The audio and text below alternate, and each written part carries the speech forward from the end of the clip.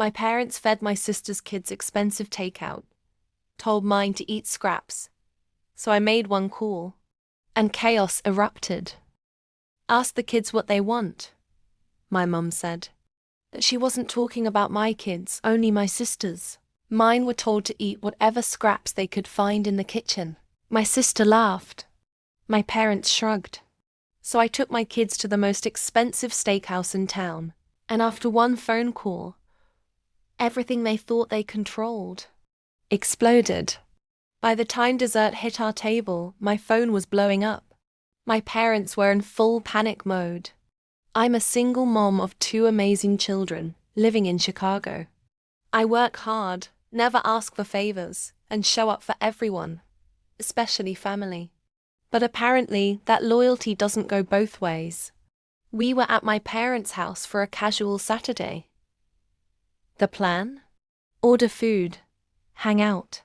But when it was time to pick dinner, my mom turned to my sister's kids, her favorites, and asked, "What do you want? Pizza? Chinese?" My kids smiled, hopeful. But then my dad said, "Your kids can just eat whatever scraps they find in the kitchen." I froze. Even my kids looked confused. But the real gut punch? My sister laughed.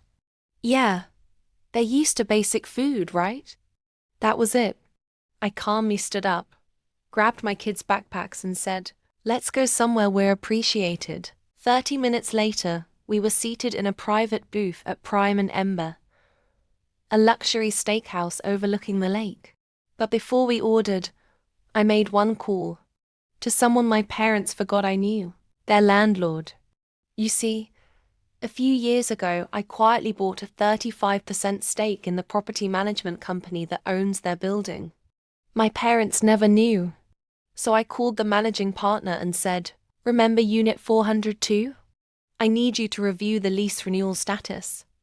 And while you're at it, check for any unreported guests. I believe someone's been living there unofficially, because my sister, she and her kids have been secretly living rent-free in my parents' condo for months. A direct violation of the lease agreement." By the time the steaks hit our table, my phone lit up. 20 missed calls, 14 messages, all from my parents. The texts? "Why would you do this? The landlord is threatening to terminate our lease. Call US back immediately." Apparently, a formal lease violation notice had just been delivered with a 30-day compliance deadline. And the cherry on top, the lease was flagged for unauthorized subletting, which meant potential fines or eviction. My kids looked up at me and asked, "Why are Grandma and Grandpa so mad?" I smiled, because they finally learned what it feels like to be treated like they don't matter. We finished our meal. No rush, no guilt, just laughter, dessert, and dignity. If you love this real-life power play and want more stories where karma comes with a silver spoon, subscribe now, because next time, the villain might think they're in charge until they realize you're the one holding the pen to the story.